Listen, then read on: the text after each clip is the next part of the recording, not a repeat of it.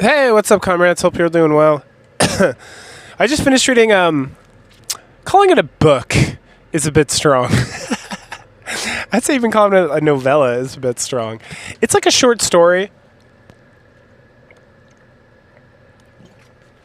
Sorry, excuse me, I'm a little sick. I just need to drink something so I can continue. Calling it a short story. It's like a short story. I saw somewhere that it was mentioned as a novella, but it's called The Master of Rambling Gate, and it's a vampire book by Anne Rice that I'd never heard of until I was just like scanning for something else to read after I finished A Case of Need.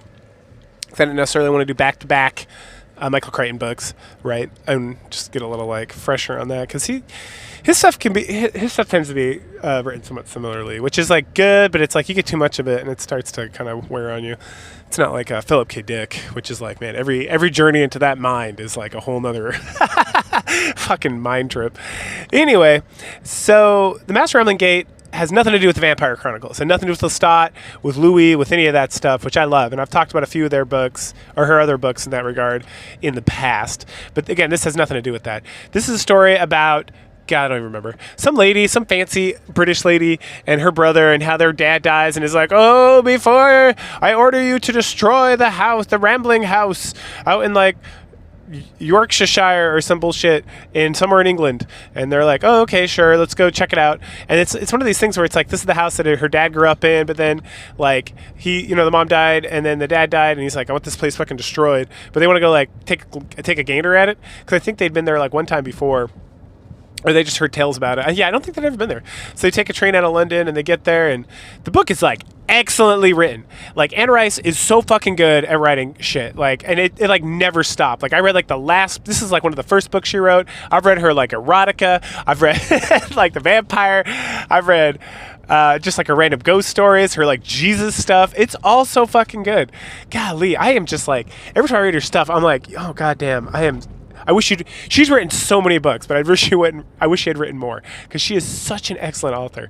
It like is mind-boggling how she can be so good and other people can be so bad. And I love Philip K. Dick, and I think Frank Herbert was okay, but like I read their stuff and it's like I like the ideas they're coming with and stuff, but the way she writes, it like pulls you the fuck in. It's like fucking the other lady it's like women authors. Not like TikTok writers, obviously, which is like the current bullshit trend. But it is like like these old, what is her name? Jane Austen. It's like you read her stuff, and like it's just like slice of life anime, essentially, which I love slice of anime. And part of the reason I love slice of life anime is because I read all of her fucking books when I was younger, and I was like, this stuff like draws you in, and she like really makes you feel like you're living in this life. And it's like, wow, this sounds so pleasant. These like 18th century or 17th century like English like lesser nobles are having like a real good time with everything, with their like their what do you fucking call it, their allowances, and they're just like, it's actually, they're just living off like the trust. They're like trust fund kids, but it sounds so nice. Anyway, not like this awful America that we live in currently, but anyway, get ahead of myself. So they head out to this house, and it's beautiful and it's wonderful, and they don't understand why their dad wants to destroy it. And some of the houses like locked down, and there's like a blind, deaf, and dumb like or like a deaf, I don't know, there's like a caretaker who like just is blind or something, and there's like a nice old lady there, and they go to town, and they're like, why would this, like, why would there be any reason we want this place to start? Oh no, we love that house. The house is the best. It's so good.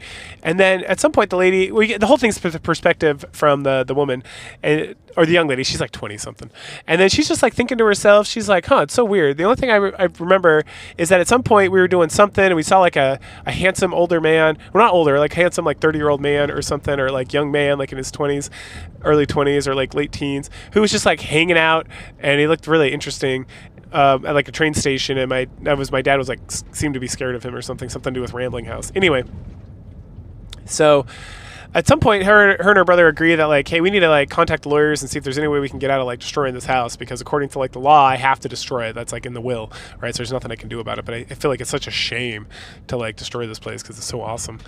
And so but it's like England in like the 18th century or whatever, so it's like he's a man of his word, so he's got to like keep it going.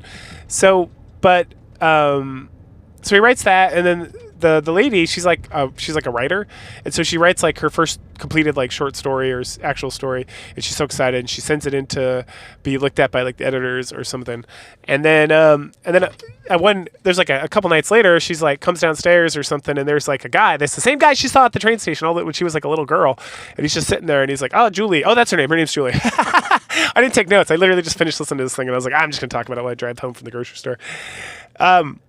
Yeah, I think it's Julie. She's like, Julie, or Julia. I'm going to go with Julie. So, Julie, I love your story. It's so wonderful, and I agree. You should not destroy this house. And she freaks out. And the guy like disappears. She calls her brother. They have like a weird conversation about it. And then like later on, when she's like laying in bed, the guy like comes back and he's like, "Yo, what's up, girl?" And she's like, "Hey, you're very handsome, and I like that and stuff. But what the fuck's going on?" And he's like, "Let me tell you what's going on." And he's like, "I protected this house for generations, and your family has always been servants of mine, helping me take care of this place. But I've taken care of them and protected them. And I really don't want this house destroyed, but here, let me show you." And then they start getting like really romantic, and like they're like kissing on her neck, obviously. And so he gives her a little bitey bite, and then he like feeds her some blood. Oh no, he doesn't feed blood yet.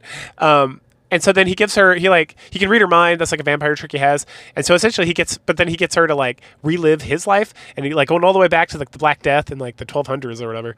He was like the last person alive in like this town, because everyone else is dead, and there's like a toddler that was getting eaten by a cat, and the boy was just like freaking out. And then he goes to like the master of the castle of this place, and the master's like a vampire, and he's like, "I want to live," and the guy's like, "You can live, but you have to become like a vampire," because she identifies him as a vampire after like the biting, and she's like kind of turned on by it, obviously, because it's Anne Rice, and right, and so he's like, "Give it to me," and she's like, "Oh no, don't do it," and she's like, "You did it, and you pushed yourself to something." He's like, "Yes, but I love it. It's so good, and you should join me. Like your whole family has been my servants, but I want you to be my queen and serve with me." And she's like, "I don't know, let me think about it." And then of course she says yes. And he also shows her a vision of the future with them being vampires together. And then she's like, "Dope, I'm down 100%. And then we get like flash forward a little bit, and she gets her brother to like sign over the house to her completely, so that because she's not under no obligation to destroy the house.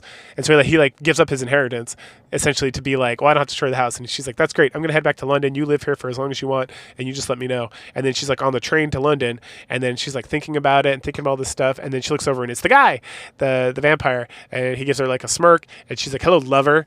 I'm so excited to go hunting with you in the streets of London. And then when my brother gets bored of Rambling Gate, we can go back out there. We can return home and live there, because we're going to live forever." And he's like fist bump.